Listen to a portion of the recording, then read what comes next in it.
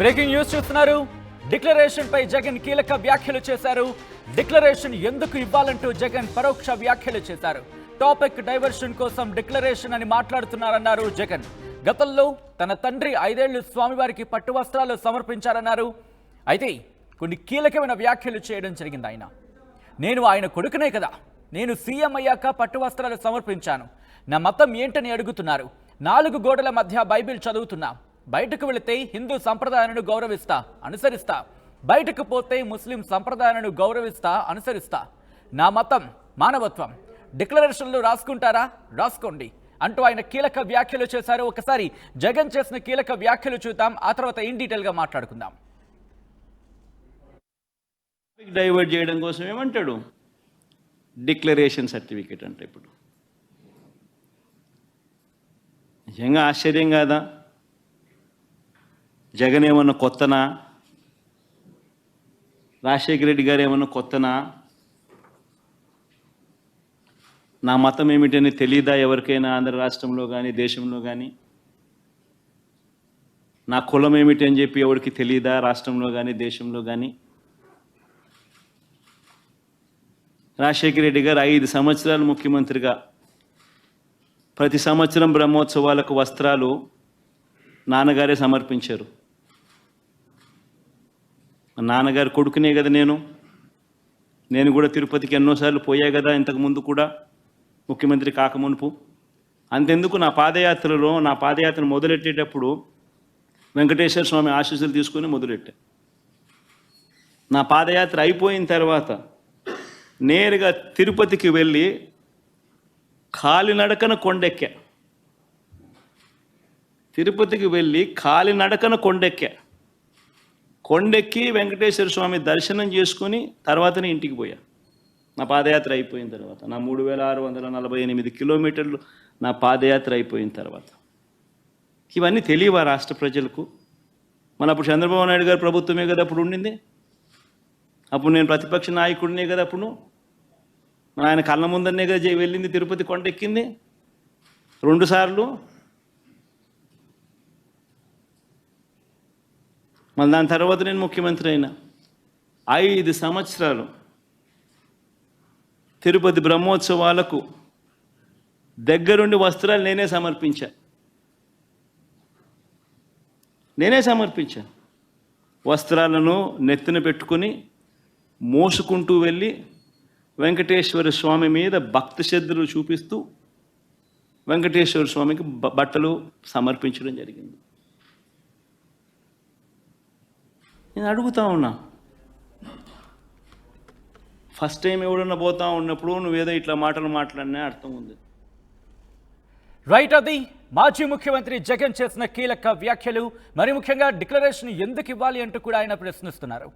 So ఆ సిచ్యువేషన్లో ఇప్పుడు తిరుపతి దేవస్థానం కావచ్చు, లేకపోతే ఇటు ఎన్డీఏ కూటమిలో భాగంగా ఉన్న తెలుగుదేశం పార్టీ ఎటువంటి రియాక్షన్ ఇస్తోంది, తెలుగుదేశం పార్టీ ఏమంటుందో తెలుసుకునే ప్రయత్నం చేద్దాం. మా ప్రతినిధి కృష్ణమోహన్ అప్డేట్స్ అందించేందుకు సిద్ధంగా ఉన్నారు. కృష్ణమోహన్, డిక్లరేషన్ పై ఇప్పుడు జగన్ స్ట్రైట్ క్వశ్చన్ చేస్తున్నారు. డిక్లరేషన్ ఎందుకు ఇవ్వాలంటూ ఆయన పరోక్షమైన వ్యాఖ్యలు చేసిన సందర్భాన్ని చూసాం. సో ఈ నేపథ్యంలో ఇప్పుడు టీటీడీ ఏమంటోంది, లేకపోతే ప్రభుత్వం ఏమంటోంది?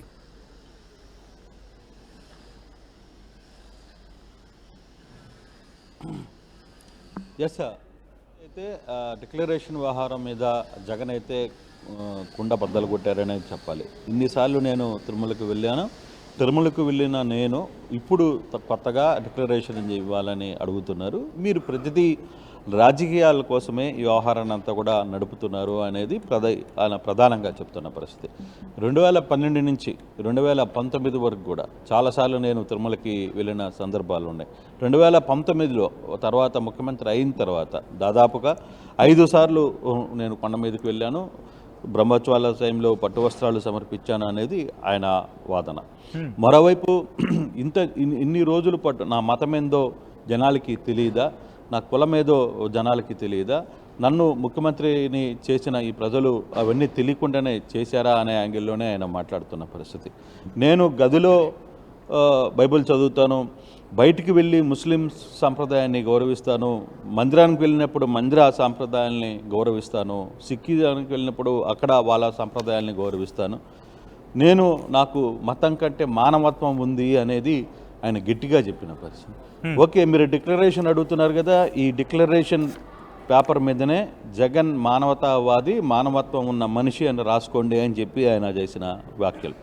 సో ఇప్పుడు ఒక క్లారిటీ, అంటే డిక్లరేషన్కి కొండ మీదకి పోవడానికి వెళ్ళలేకపోవడానికి కారణం చాలా క్లారిటీగా ఆయన అయితే చెప్పారు. ఇంత రాద్ధాంతం చేయడానికి ప్రయత్నిస్తున్నారు, ప్రతిదీ రాజకీయం చేసే ప్రయత్నం చేస్తున్నారు. ఇప్పుడు హిందువులుగా మారుతున్నామని చెప్తున్నారు, హిందువుల్ని పెద్ద ఎత్తున మోస్తున్నాము, మేమే క్రెడిటబిలిటీ, మాకే హిందువుల వారసత్వం అంతా మాకే ఉందని మాట్లాడుతున్న బీజేపీ వాళ్ళు ఏం మాట్లాడతారు? బీజేపీ వాళ్ళు చేస్తున్న ఇది మీకు మిగతా మతాలు అవసరం లేదా, మిగతా వాళ్ళని అవసరం లేదని చెప్తూనే రాజ్యాంగాన్ని, నేను భారతదేశ రాజ్యాంగానికి ప్రతీకగా ఉంటాను, రాజ్యాంగం మనకిచ్చిన సెక్యులరిజం అనే పదం మీద ఎందుకు మీరు ఈ ప్రశ్నలు చేస్తున్నారు, ఎందుకు మీరు సపోర్ట్ చేస్తున్నారు అనేది ఆయన చేసిన ప్రశ్న.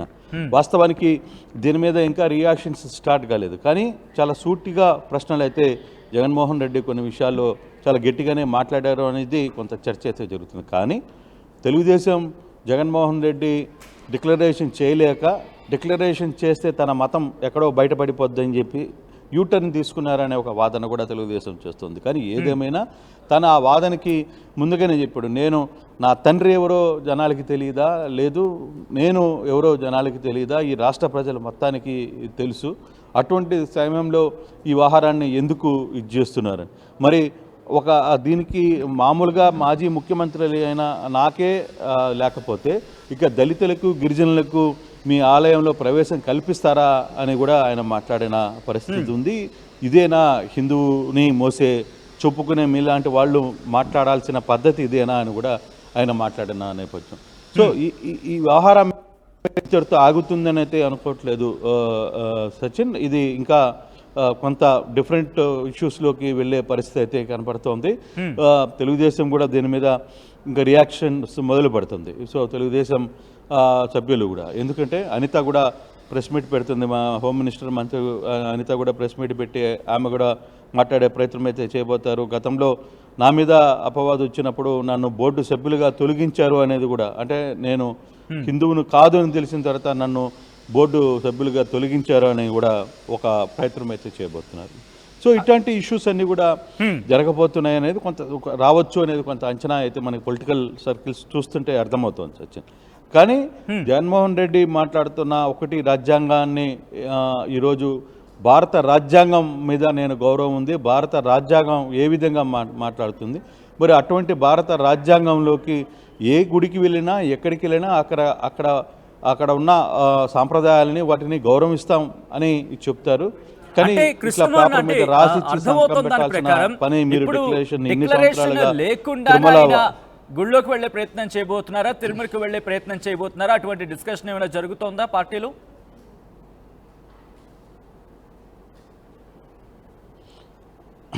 లేదనుకోండి, ప్రస్తుతానికి ఆ ఆలోచన విరమించినట్టే మనకి అర్థమవుతుంది. అలాగే తిరుమలలో కూడా చాలా క్లారిటీగా బోర్డ్స్ పెట్టారు. ఇప్పుడు తిరుమలలో డిక్లరేషన్ని ఎంతవరకు ఫాలో అవుతారో చూడాల్సిన పరిస్థితి కూడా ఉంది. ఎందుకంటే సాధారణంగా స్వామివారి భక్తులు అన్ని మతాల నుంచి కూడా వెంకన్న స్వామిని దర్శనం చేసుకునేదానికి సామాన్య భక్తులు పెద్ద ఎత్తున అక్కడికి వచ్చే పరిస్థితి అయితే ఉంటుంది. అయితే ఈరోజు జగన్మోహన్ రెడ్డి వస్తున్న నేపథ్యంలో అక్కడ కొత్తగా బోర్డులు వెలిసాయి. ఆ బోర్డులలో అన్య మతస్థులు ఎవరైనా సరే దర్శనానికి చేసుకోవాలంటే డిక్లరేషన్ మీద సంతకం. మరి రోజుకి లక్షల్లో వేలల్లో భక్తులు కొండ మీదకి వస్తుంటారు, స్వామివారి దర్శనానికి వస్తుంటారు. అలాగే కాలినడక నడిచి పైకి వచ్చే భక్తులు కూడా ఉంటారు. అటువంటి భక్తులు వాళ్ళల్లో అన్యమతస్థులు ఉన్నారనేది మీరు ఎలా ఐడెంటిఫై చేస్తారు, ఎలా వాళ్ళని ఐడెంటిఫై చేస్తారు, వాళ్ళ దగ్గర నుంచి డిక్లరేషన్ ఎలా తీసుకుంటారు అనే సమస్యలు కూడా రేపు తిరుమలలో ఒక తలనొప్పిగా మారే ప్రయత్నం అయితే జరుగుతుంది. అంటే ఈ వ్యవహారంలో కొంత ఇబ్బందికరమైన అంశాలు అయితే డెఫినెట్గా ఇష్యూ.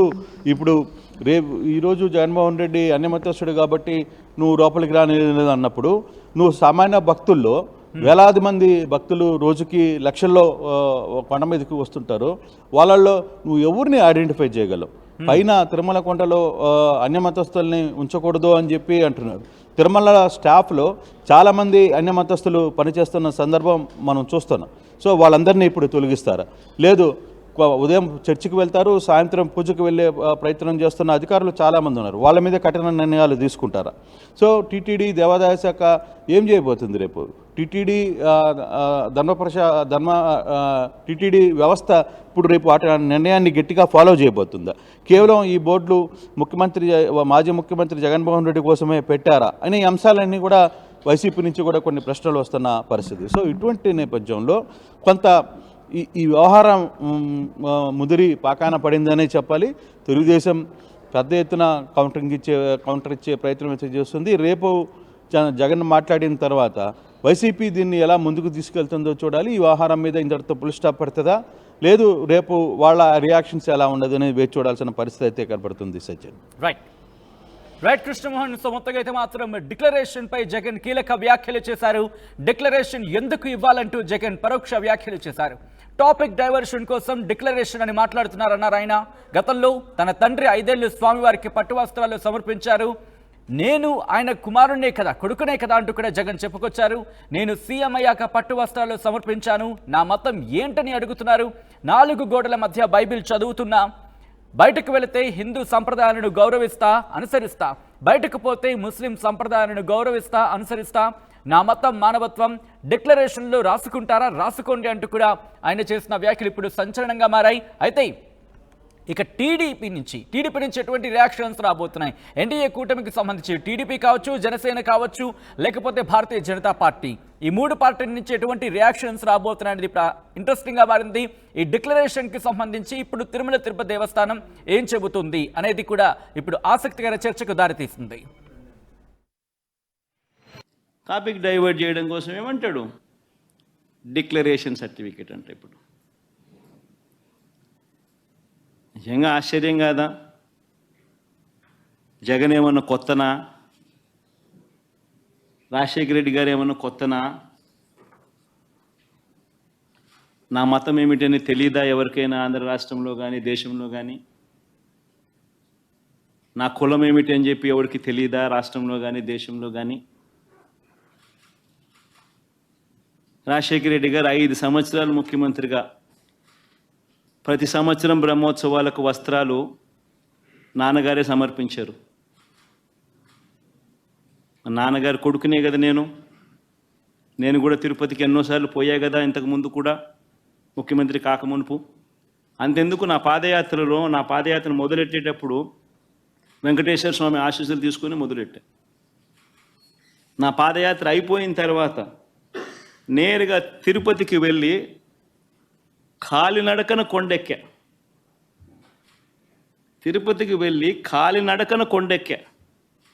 కొండెక్కి వెంకటేశ్వర స్వామి దర్శనం చేసుకుని తర్వాతనే ఇంటికి పోయా. నా పాదయాత్ర అయిపోయిన తర్వాత, నా 3648 కిలోమీటర్లు నా పాదయాత్ర అయిపోయిన తర్వాత. ఇవన్నీ తెలియవా రాష్ట్ర ప్రజలకు? మన అప్పుడు చంద్రబాబు నాయుడు గారు ప్రభుత్వమే కదా అప్పుడు ఉండింది. అప్పుడు నేను ప్రతిపక్ష నాయకుడినే కదా అప్పుడు. మన ఆయన కళ్ళ ముందరనే కదా వెళ్ళింది, తిరుపతి కొండెక్కింది 2 సార్లు. మళ్ళీ దాని తర్వాత నేను ముఖ్యమంత్రి అయినా 5 సంవత్సరాలు తిరుపతి బ్రహ్మోత్సవాలకు దగ్గరుండి వస్త్రాలు నేనే సమర్పించాను. వస్త్రాలను నెత్తిన పెట్టుకుని మోసుకుంటూ వెళ్ళి వెంకటేశ్వర స్వామి మీద భక్తి శ్రద్ధలు చూపిస్తూ వెంకటేశ్వర స్వామికి బట్టలు సమర్పించడం జరిగింది. నేను అడుగుతా ఉన్నా, ఫస్ట్ టైం ఎవడన్నా పోతా ఉన్నప్పుడు నువ్వేదో ఇట్లా మాటలు మాట్లాడినా అర్థం ఉంది.